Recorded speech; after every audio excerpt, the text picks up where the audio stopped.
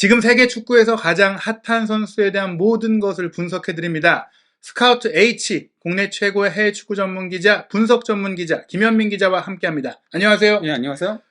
6월 A매치가 뜨겁고 2022 카타르 월드컵에 대한 관심도 고조되고 있는데요. 손흥민 선수와 함께 토트넘 허스퍼에서 최고의 콤비로 활약하고 있는 해리 케인 선수가 이번 스카우트 H 주인공입니다.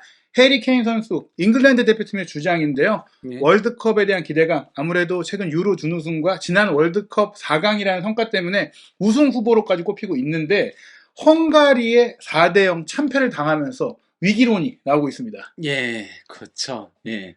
이 경기에서 그러니까 잉글랜드가, 물론 경기 내용적인 부분에서는 조금 더 우위인 부분들도 있었어요. 그러니까 점유율에서는 69대 31로 크게 앞섰었고요. 슈팅 숫자에서도 10대 6으로 우위를 점하긴 했었거든요. 그런데 이제 정작 유효 슈팅에서는 2대 5로 밀렸고요. 헝가리가 이 경기에서 6번의 슈팅 중 5회를 유효 슈팅으로 가져갔고, 그중 4골을 넣었다. 엄청난 득점, 전환율을 자랑을 했죠. 결정력을 자랑한 반면에 잉글랜드는 그러니까 결정력이 상당히 떨어졌어요. 그러다 보니까 이제 기대 득점도 잉글랜드가 골 자체는 더 많음에도 불구하고 기대 득점이 0.8골, 반면 헝가리가 한 골이었거든요. 물론 헝가리가 한 골에 기대 득점을 4골 넣은 것 자체가 말도 안 되는 거긴 한데, 예. 잉글랜드의 기대 득점도 상당히 떨어졌을 뿐 아니야. 그래도 기대 득점대로면 한 골은 넣었어야 되는데, 예. 한 골도 넣지 못했다는 건데요. 이 경기에서 그러니까 잉글랜드가 조금 문제점들을 드러냈던 부분들이 어떤 게 있냐면요. 일단 수비형 미드필더인 켈빈 필립스가 확실히 리즈에서 장기 부상 당하고 나서는 예전의 모습을 보여주지 못하면서, 그래서 실제 볼 끌다가 가로채기 당하면서 두 번째 실점에 빌미를 제공을 했었거든요. 네. 그리고 카일 워커도 예전만한 그런 움직임을 보여주지 못하면서 마지막 실점 장면에서 몸싸움에서 밀리는 그런 모습들이 있었고, 램스데일도 너무 그 선방을 못 해주는 문제들도 있었는데, 그 스톤스는 아예 퇴장당하기도 했었고요. 근데 공격 쪽도 역시나 문제가 있었다. 그 문제가 있었던 데에는 엄밀히 따지면은 사카와 제로드 보엔의 조금 부진이 있었다. 케인은 최근 토트넘에서 하는 식으로 그런 플레이들 많이 했어요. 그러니까 슈팅은 조금 적게 가져갔고요. 최근 들어서 이건 케인의 추세잖아요. 그러면서 이 경기에서 슈팅이 2회밖에 되진 않았었거든요. 근데 케인이 그래도 내려와서 앞쪽으로 찔러주는 패스들이 나쁘진 않았어요. 거기서의 그러면서 잉글랜드의 공격 방식이 주로 어떻게 됐었냐면요. 케인이 내려와서 뿌려주면은 그걸 이제 리스 제임스 있잖아요. 리스 제임스가 그리고 크로스를 올리고 그러면 이제 반대쪽으로 넘어가는 형태로 갔는데 이 과정까지는 좋았어요. 그 제임스의 크로스도 상당히 날카로웠었거든요. 전 그래서 이 경기 최고의 선수 중에 한 명이 제임스였다라고 잉글랜드에선 그렇죠. 잉글랜드에선 제임스라고 봤는데 일단 사카도 지쳤는지 그 제임스가 넘겨줄 때 이걸 받지 못하더라고요. 계속 그러면서 한 발씩 닿지 않는 거예요. 닿지 않으면서 지나가는 그런 장면들이 있었고, 그리고 이제 보엔 선수 이번에 굉장히 기대를 많이 모았었어요. 대표팀에 처음 차출되면서 잉글랜드 현지 언론들로부터도 어쨌건 간에 보엔 선수가 조금 스타일적인 부분에서 손흥민 선수와 비슷한 부분들이 좀 있잖아요. 그 측면에서 또 가운데서 골을 잘 넣고 그런 것 때문에 실제 기사들이 있었거든요. 보엔이 잉글랜드 대표팀의 손흥민이 될 수 있을까? 아예 제목이 그렇게 나왔어요. 왜냐면은 케인 선수하고의 호흡 때문인 거예요. 근데 그 호흡이 제대로 맞는 선수들이 요새 좀 없다 보니까 보엔에 대한 기대가 많았었는데 볼 터치 실수도 너무 많고 너무 진짜 본인이 알아서 그냥 상대한테 내줬어요. 기회들을. 케인이 찔러주더라도 그게 살아나지 못하는 그런 문제들 발생하면서 손흥민과 케인의 그런 케미스트리가 잉글랜드 대표팀에서는 보이지 않았다. 이런 문제들이 좀 있었다라고 할 수 있죠. 거기다가 이전 경기에서는 또 마운트가 나왔었는데 독일전에서 그때는 마운트가 아예 잠수를 타면서 잉글랜드 현지에서 유령이라는 평가까지 들었었죠. 결국엔 이제 이 헝가리전만 문제가 아니라 6월에 치른 4차례 UEFA 네이션스 리그에서 2무 2패에다가 실제로 한 골밖에 못 넣었는데 그 한 골도 이제 독일전에 페널티킥으로 케인이 넣은 골이니까 그것도 88분경에 케인이 스스로 얻어낸 페널티킥이었어요. 그러니까 정리해 보면서 사실 케인이 부진하는 건 아니었다. 케인은 열심히 했는데 사실 토트넘에서만큼 케인을 받쳐줄 수 있는, 또 케인이 만들어준 기회를 해결할 수 있는 손흥민 같은 선수가 없어서 고전했다. 뭐 이렇게 볼 수 있는 건가요? 근데 저는 이거는 조금 두 가지 부분에서 생각을 할 수 있다고 보는데요. 네. 케인 선수의 스타일이 바뀐 것도 있긴 해요. 네. 이건 다음 편에 얘기를 드리겠지만요. 네. 케인 선수의 스타일이 상당히 많이 바뀌긴 했었거든요. 네. 그러면서 예전에는 케인 선수가 거의 박스 안에서 많이 있었는데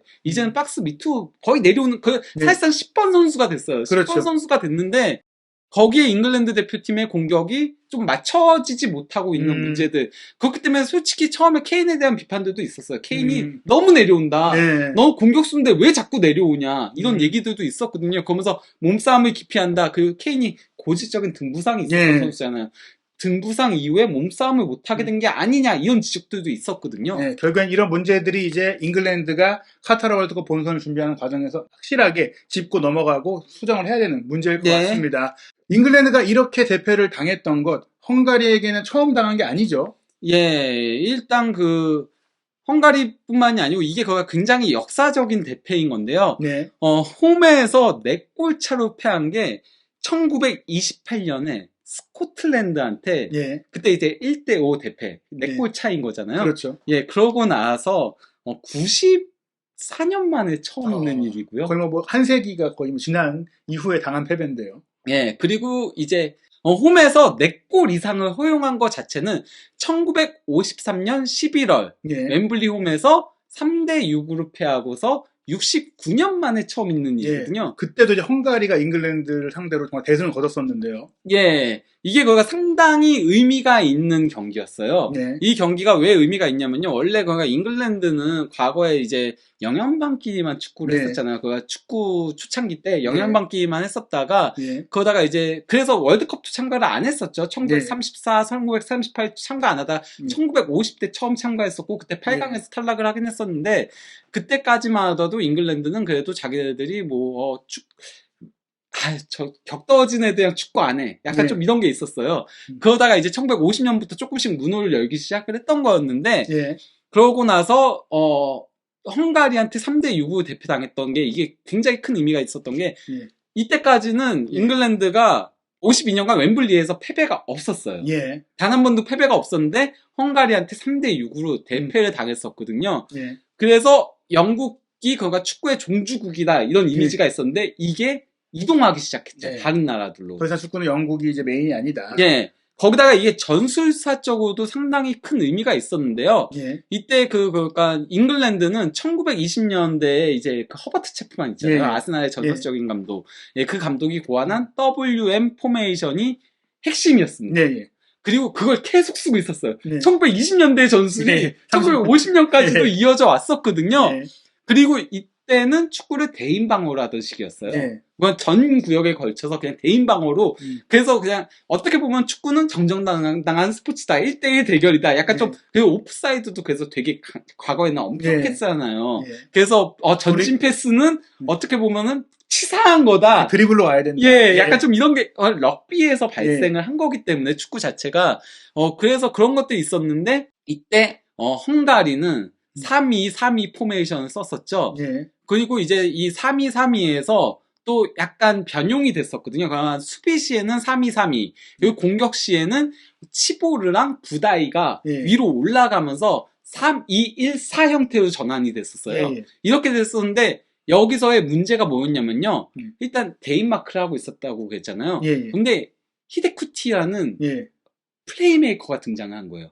근데 저기 보시면 아시겠지만은 저 플레이메이커 한 명을 막을 수 있는 선수가 전술적 마킹맨이 없는 거예요. 그렇죠. 그러다 보니까 완전 프리롤로 뛰었거든요. 히데쿠티가.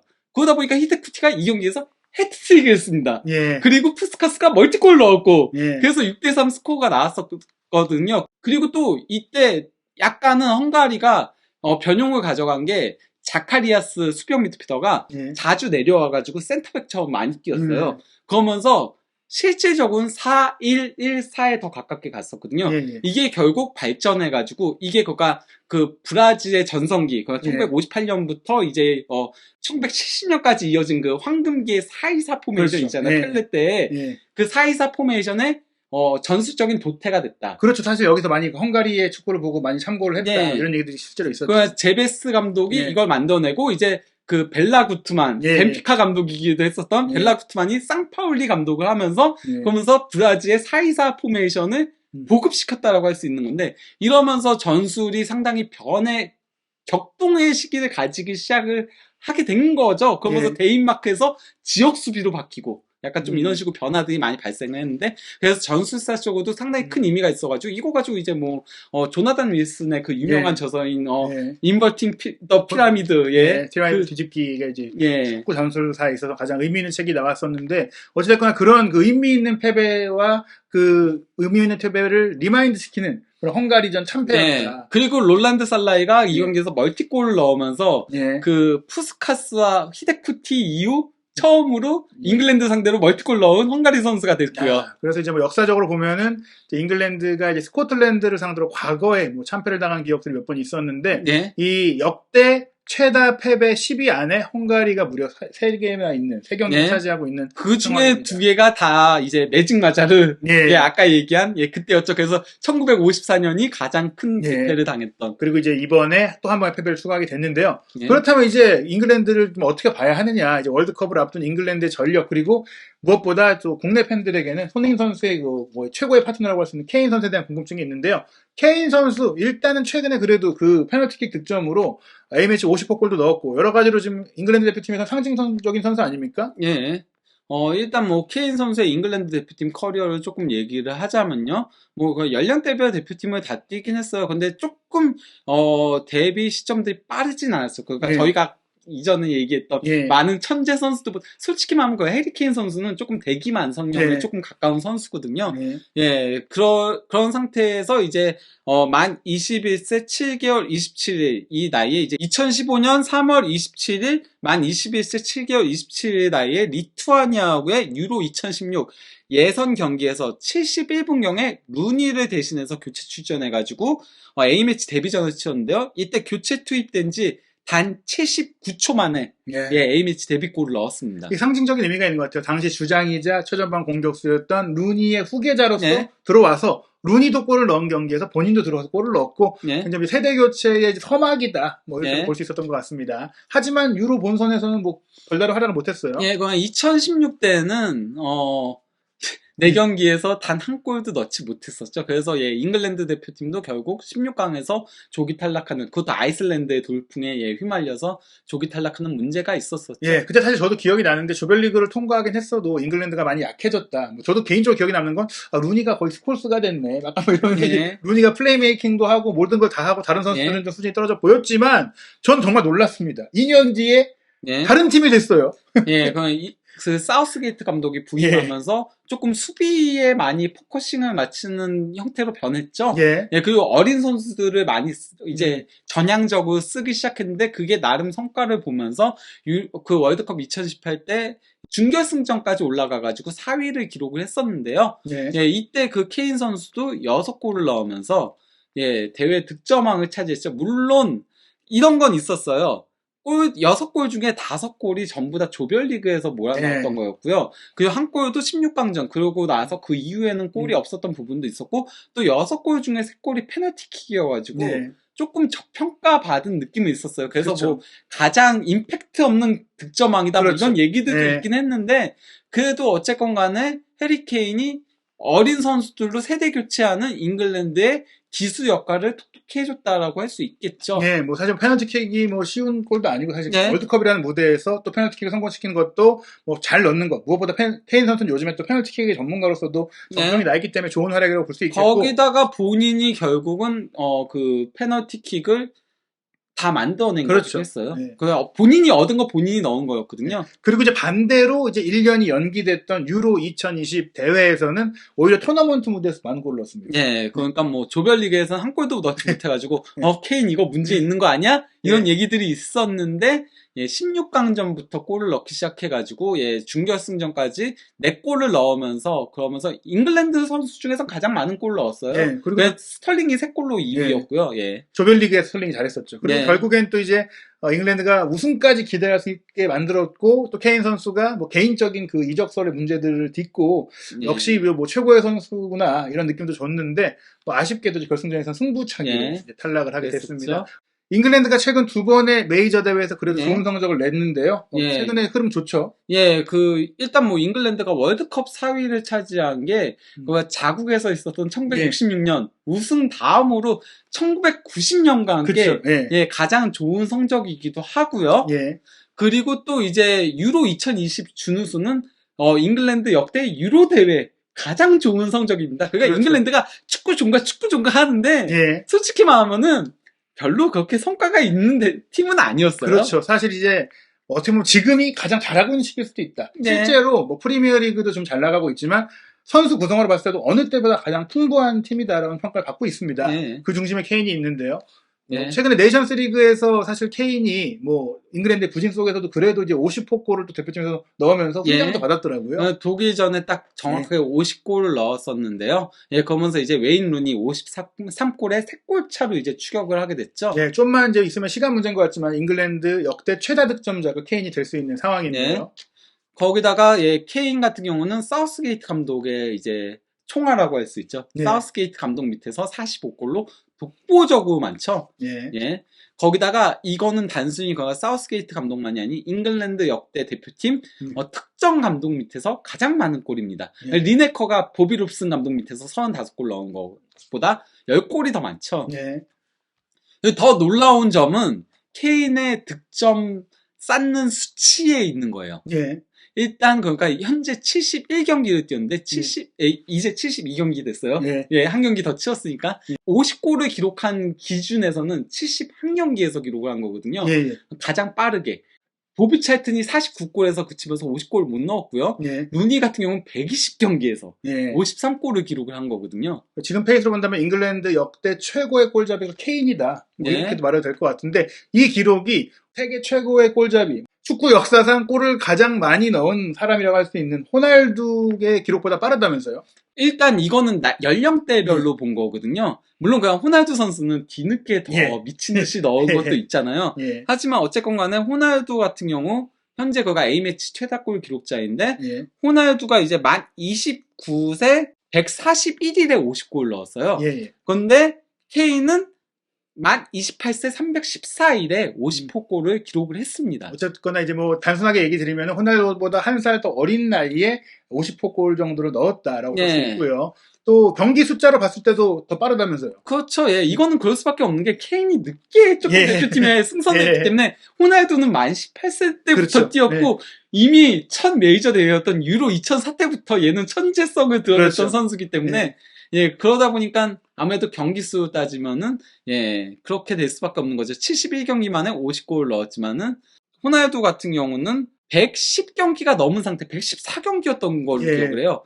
그때 이제 50호골을 기록을 했었죠. 하지만 더 대단한 건 그 이후에 예. 뭐 거의 117골이 됐다. 그러니까 호날두만큼 케인이 롱런할 수 있을까? 그렇죠. 그리고 호날두만큼 나이가 들어서도 더 많은 골들을 넣을 수 있을까? 이거에 대한 의구심이 조금 있다는 예. 뿐이지 어쨌건 속도는 더 빠르다는 예. 거예요. 저희가 개인적으로 봤을 때 뭐 여담이지만 사실 호날두의 자기 관리와 몸 관리를 보면 케인이 빠르긴 해도 호날두를 결국은, 넘긴 쉽지 예. 않다. 이거 쉽지 않다. 솔직히 말하면 호날두보다 더 빠르게 50골 넣은 선수들은 예. 의외로 있었어요. 아. 예전에도 있었는데 예, 호날두의 그걸 따라가지 예. 못한 거죠. 30대 이후에 호날두를 대적할 다른 30대 선수 나오기 어렵다고 봐야 될 것 같은데 어찌됐거나 이런 케인이 또 팀을 이끌고 있는 잉글랜드 사실 뭐 축구라는 게 확실한 골잡이가 있는 게 중요하잖아요. 예.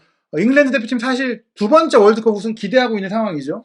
예, 뭐 그렇긴 하죠. 일단 뭐 월드컵 예선에서 같은 경우는 폴란드랑 이제 상당히 치열한 경쟁을 했죠. 하지만은 결과적으로는 8승 2무 무패로 예, 조이를 차지하면서 본선에 올랐었는데요. 네. 예, 그리고 아까 얘기 드렸다시피 월드컵 준결승, 그리고 유로 준우승, 이렇게 차근차근 올라오는 모습들을 보여줬다는 겁니다. 예, 뭐 예선전 동안 사실 뭐 10경기에서 3골밖에 안 내줬기 때문에 뭐 네이션스 리그는 어떻게 보면은 또 선수들이 많이 시즌을 치르고 나서 예. 지친 면이 좀 감안돼야 될 거라고 생각을 합니다. 예, 거기다가 더 이제 중요한 거는 해리케인 선수가 월드컵 예선에서 알바니아전에 해트트릭을 했고요. 그 다음에 이제 산마리노하고의 최종전에서는 4골을 넣는 괴력을 네. 과시하면서 2경기 연속 해트트릭 이상을 기록한 잉글랜드 역대 그 토미 테일러에 이어서 역대 두 번째 선수가 됐었죠. 그러니까 잉글랜드에서 케인 선수가 득점에 관한 모든 기록을 지금 깨부시고 있는 선수다. 토트넘에서뿐만 아니라 잉글랜드에서도 그런 네. 선수다라고 볼 수 있기 때문에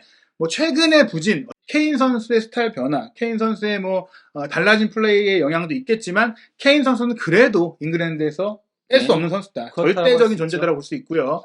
그래서 2022 카타르 월드컵 잉글랜드는 당연히 우승을 기대하고 있을 것 같은데 조별리그 상황 어떤가요? 조별리그 같은 경우는 일단 뭐 웨일즈가 결국 예. 플레이오프 그때 우크라이나를 꺾고 이제 올라왔는데요. 예, 그러면서 조금 인연들이 있는 팀들하고 만나게 됐죠. 예. 뭐 미국하고 웨일즈하고 잉글랜드는 약간 좀 영연방의 약간 좀 예. 그 느낌이 있는 예. 그런 물론 USA는 미국은 영연방은 아니지만은 그렇죠. 영향이 예, 역사적인 영향이 있는 나라. 영향이 있는 나라들이고 또 미국하고 이란은 또 예. 사이가 안 좋은 앙숙 관계고 조금 이런 식으로 엮이고 엮여 있는 상태긴 한데요. 저는 그래도 ingland가 물론 그 네이션스 리그에서 보여주는 모습들 보면은 좀 위험한 부분들은 있다고 생각을 해요. 예. 하지만은 조 편성상은 충분히 16강은 조 1위로 올라갈 수 있는 편성이다. 왜냐면은 미국이 지금 아예 2026년 월드컵을 준비를 하고 있어요. 얘네가 그러니까 미국, 멕시코, 캐나다가 네. 함께 이제 2026년 월드컵을 유치를 했잖아요. 예. 그러다 보니까 미국이 현재 월드컵에 참가하는 팀들 중에서 가장 연령대가 어려요.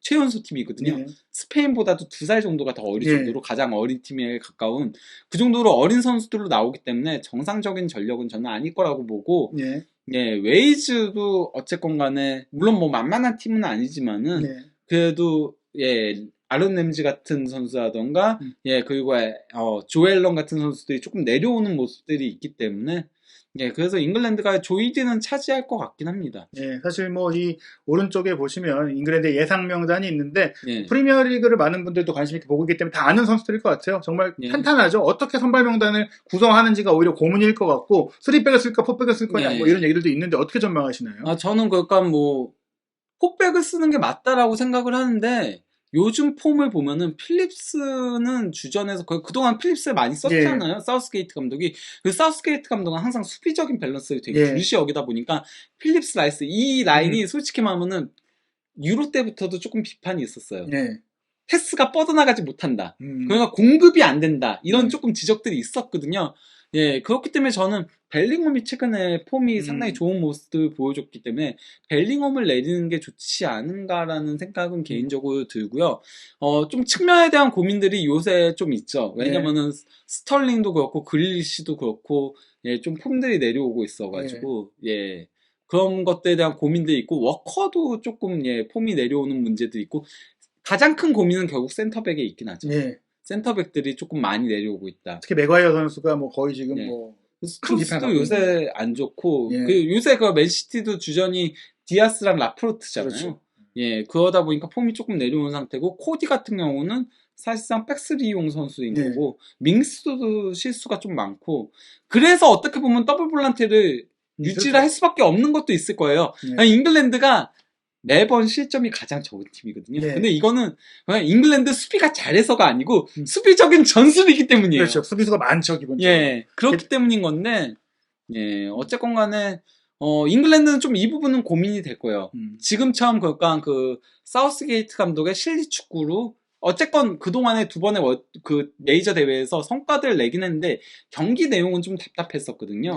근데 이게 그 실리를 챙기는 축구가 계속 될 수 있는 건지 이게 안 되면은 근데 그전엔 그게 됐던 게 전방에서 한 방이 있었던 건데 요새 전방에서 한 방을 노릴 수 있는 선수가 얼마나 있는가 케인의 보조를 맞출 수 있는 선수가 누가 있는가 이거에 대한 고민이 있기 때문에 그런 부분에 있어서는 조금 고민이 있다고 할 수 있겠는데요. 그래도 저는 대진 자체는 나쁘진 않다고 생각을 해요. 조도 그렇고 16강도 일단은 세네갈을 만날 가능성이 높다라고 보이거든요. 근데 이제 8강 대진이 프랑스가 될 가능성이 높죠. 그러면 사실 프랑스와의 8강전을 넘기가 지금의 전력 구성으로 봤을 때 어렵고, 저도 개인적으로 유로에서의 경기력이나 또 지난 월드컵 같은 경우만 하더라도 좀 쌩쌩하고 선수들의 폼이 좋았는데, 그때 좋았던 그 선수들이 다 지금 떨어지고 있는 점, 특히 유로에서 준우승까지 가는 과정에 분명히 이 라이스 필립스가 솔직히 기대 이상의 좀 모습을 해줬다고 보는데, 라이스까지는 괜찮지만 이 필립스가 내려온 상황에서 이 전술적인 균형을 어떻게 맞출까 네. 남은 기간 동안 고민일 것 같고 무엇보다 이제 서두에 말씀해 주신 케인 선수의 이제 플레이 패턴이 바뀌는 상황 속에서 네. 골을 누가 넣을 거냐. 네. 예. 사실 뭐 유로에서는 깜짝 놀랄 만한 스털링의 결정력이 좀 나오긴 그렇죠. 했었는데 예. 지금은 이제 그렇게 해줘야 돼요. 그러니까 예. 진짜 스털링이 그렇게 해줘야 돼요. 그나마 이 선에서 그래도 골을 조금 넣을 수 있는 선수는 스털링인 거거든요. 예. 결국은. 예, 왜냐면 포든도 골 넣는 유형의 선수는 아니고 사카도 그렇고 좀 예. 그러다 보니까 스털링이 예전만한 득점력을 보여줄 필요성은 있다. 예. 그러기 때문에 사실 이제 보엔 선수에 대한 기대감이 있었고 웨스트햄에서 그렇죠. 사실 시즌 막판에도 기대 이상의 예. 결정력을 보여줬기 때문에 10 기록했잖아요. 예, 그래서 보엔 선수가 차세대 이제 윙어로서 무조건 뽑아야 된다 이런 여론이 많고 실제 뽑았는데 뭐 첫술에 배부를 수 없으니까 또 9월 달에도 한 번 더 보지 않을까. 그렇죠. 그래서 이제 보엔이 케인의 손흥민이 될 수 있을까를 잉글랜드 언론, 영국 언론에서도 화두를 놓고 있기 때문에 그럴 정도로 뭐 지금은 근데 기대감이 많이 떨어졌어요. 예, 영국에서 아예 사실 손흥민 선수가 잉글랜드에 있었으면 케인이랑 잘 꽁짝했을 텐데 예. 이런 아쉬움도 있을 것 같습니다. 2022 카타르 월드컵에 대한 기대감이 커지고 있는데요. 한준TV를 통해 또 잉글랜드 대표팀뿐만 아니라 많은 32개국의 전력 분석도 확인하시기 바랍니다. 스카우트 H를 통해 월드컵에 참가하는 선수들의 분석도 준비하고 있으니까요. 댓글을 통해서 궁금한 선수들 남겨주시면 적극적으로 준비하도록 하겠습니다. 그리고 케인 선수 풀스토리는 이제부터 시작입니다. 토트넘에서의 활약과 손흥민 선수와의 인연, 케인 선수의 개인 이야기까지 정주행해 주시기 바랍니다.